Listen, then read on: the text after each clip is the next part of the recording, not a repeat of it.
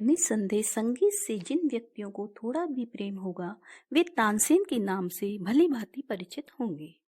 आइए आज मैं तानसेन के जीवन परिचय के बारे में आपको जानकारी प्रदान कर रही हूँ। तानसेन के जन्म के विषय में ऐसी मान्यता है कि सन 1500 ईस्वी के लगभग की बात है। ग्वालियर में मकरंद पांडे नामक ब्राह्मण निवास करते थे। आप पांडित्य और संगीत विद्या में लोकप्रिय होने के साथ साथ आपको धन्य धान्य भी यथेष्ट रूप से प्राप्त था। आपकी पत्नी पूर्ण साध्वी व कर्मनिष्ठ थी। दंपत्ति को संतान की चिंता हर समय व्यग्र बनाए रहती। आखिरकार एक दिन यह चिंता हमेशा के लिए समाप्त हो गई। मोहम्मद गौस नामक एक फकीर के आशीर्वाद से सन 1532 ईस्वी में ग्वालियर से 7 मील दूर बेहट नामक गांव में इन्हें पुत्र रत्न की प्राप्ति हुई। बालक का नाम तन्ना रखा गया। तन्ना का पालन पोषण बड़े ही लाड प्यार से हुआ। फलस्वरूप वह नटखट प्रकृति के हो गए। किसी भी पशु पक्षी की आवाज की हूबहू नकल करना उनका खेल था।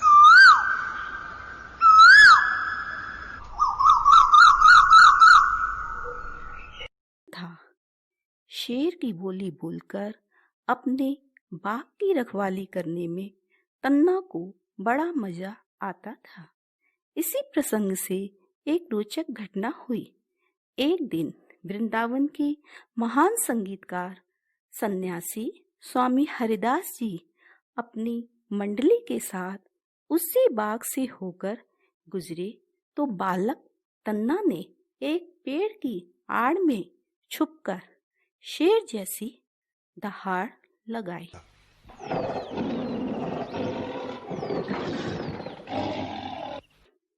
सब लोग डर गए। स्वामी जी को उस स्थान पर शेर का विश्वास नहीं हुआ। तुरंत खोज की तो दहाड़ता हुआ बालक मिल गया। स्वामी जी बालक तन्ना की प्रतिभा देखकर अति प्रसन्न हुए और उनके पिताजी से संगीत शिक्षा देने के लिए मांगकर अपने साथ वृंदावन ले आए। गुरु की कृपा से 10 वर्ष तक उन्होंने संगीत की शिक्षा ली। तन्ना धुरंधर गायक बन गए और यहीं से उनका नाम तानसेन हो गया। इसी समय इनके पिता के बीमार होने का समाचार प्राप्त हुआ। तब तन्ना स्वामी हरिदास जी से आज्ञा लेकर अपनी मातृभूमि आए। पिताजी ने मृत्यु से पूर्व तन्ना को बताया कि तुम्हारा जन्म मोहम्मद गौस के आशीर्वाद से हुआ है, इसलिए उस फकीर की आज्ञा की कभी भी अवहेलना मत करना। तत्पश्चात तानसेन फकीर मोहम्मद के पास रहने लगे। थोड़े दिन बाद राजा मानसिंह की विधवा पत्नी मृगनयनी से तानसेन का परिचय हुआ। तानसेन रानी मृगनयनी का गायन सुनने उनके मंदिर जाया करते थे। वहीं मृगनयनी की दासी हुसैनी की सुंदरता और गायकी से तानसेन प्रभावित हुए। तब रानी मृगनयनी ने तानसेन और हुसैनी का विवाह करा दिया। तानसेन के 4 पुत्र और 1 पुत्री का जन्म हुआ। पुत्रों के नाम सूरजसेन, शरदसेन, तरंगसेन और विलास खां। पुत्री का नाम सरस्वती रखा गया। ग्वालियर के महाराजा ने तानसेन को संगीत सम्राट की उपाधि दी। सर्वप्रथम तानसेन रीवा नरेश राजा रामचंद्र के दरबारी गायक हुए। कहा जाता है कि राजा रामचंद्र और अकबर दोनों में घनिष्ठ मित्रता थी। महाराजा ने तानसेन जैसे दुर्लभ रत्न को बादशाह अकबर को उपहार स्वरूप भेंट कर दिया, क्योंकि अकबर तानसेन के गायन से अत्यधिक प्रभावित हो गए और उन्होंने तानसेन को अपने नवरत्नों में शामिल कर लिया। अकबर तानसेन के संगीत के गुलाम बन गए। बादशाह पर तानसेन का पक्का रंग सवार देख दरबार के अन्य गायक तानसेन से जलने लगे।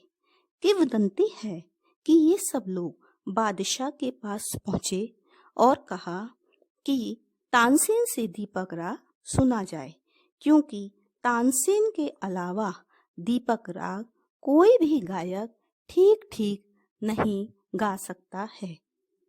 राजा अकबर ने तानसेन को दीपक राग गाने को कहा। तानसेन ने बादशाह को दीपक राग के अनिष्ट कारण परिणाम बताए, पर लाख समझाने पर भी अकबर का हट नहीं टला। तब तानसेन को दीपक राग गाना पड़ा। राग जैसे ही शुरू हुआ, गर्मी बढ़ी व धीरे धीरे वायुमंडल अग्निमय हो गया। सभी श्रोतागण इधर उधर छिप गए, किंतु तानसेन का शरीर अग्नि की ज्वाला से जल उठा। उसी समय तानसेन अपने घर भागे और उनकी पुत्री सरस्वती ने मेघ राग गाकर अपने पिता के जीवन की रक्षा की। बाद में बादशाह अकबर अपनी गलती पर बहुत ही पछताए। यह सत्य है कि तानसेन के संगीत प्रधान चमत्कारी प्रभाव से अनेक घटनाएं हुई, जैसे पानी बरसाने, जंगली पशुओं के मंत्र मुग्ध करने, रोगियों को ठीक करने आदि।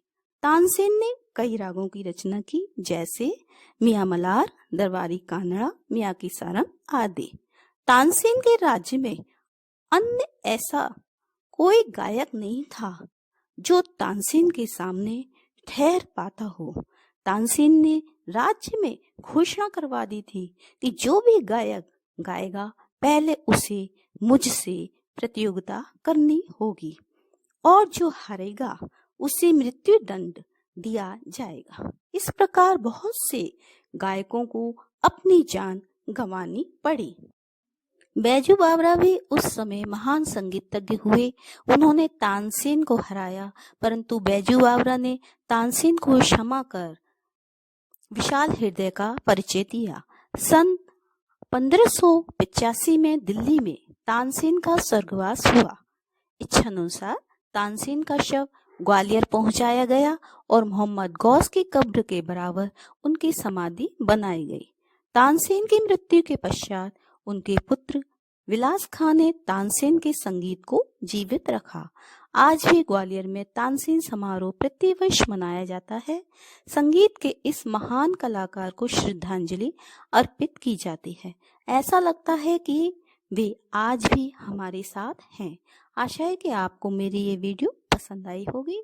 पसंद आने पर लाइक और शेयर करें। धन्यवाद।